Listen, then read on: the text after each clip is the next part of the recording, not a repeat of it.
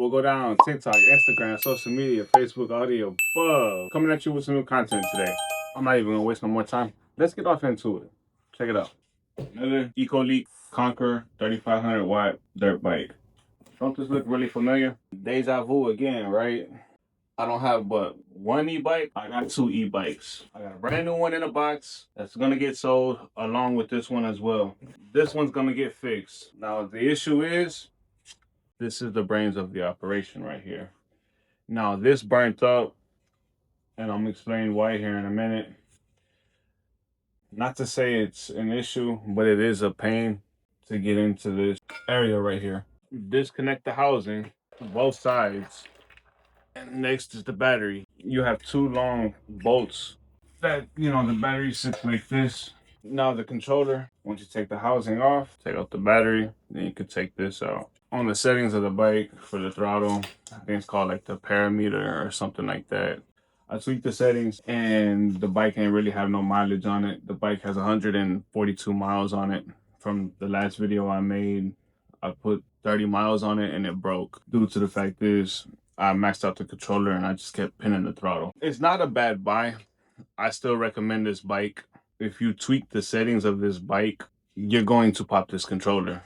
It's going to cost you 130, 150 bucks probably out the door. It's $130 for the controller itself. They sent me another bike to replace this one and they're letting me keep this one. I'm going to fix this one by the end of next week. The customer service was on point. They stopped communicating and just sent another bike. I spent $811, ended up with two bikes. I have one broken bike. Once I spend the $150, I'll have the bike fixed. So basically you're talking about a little less than $1,000. I'm gonna sell both of the bikes for 1,200 bucks. It's not my intentions.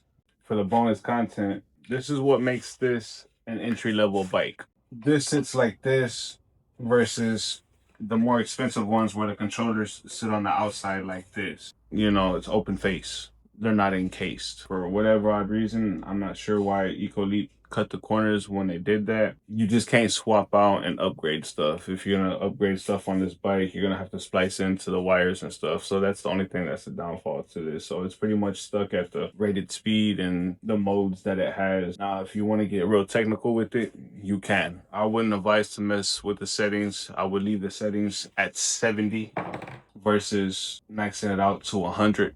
Because you're going to end up burning up that controller and you're going to pop a transistor or a capacitor. That's what happened. Luckily, I was only 0.6 of a mile from my house. Hope y'all take notes from this broken e-bike. I broke it within 8 days. I did not want to make a part 2 video about this bike being broken. That was never ever my intentions. Things happen in life. I'm a realist. What can you expect?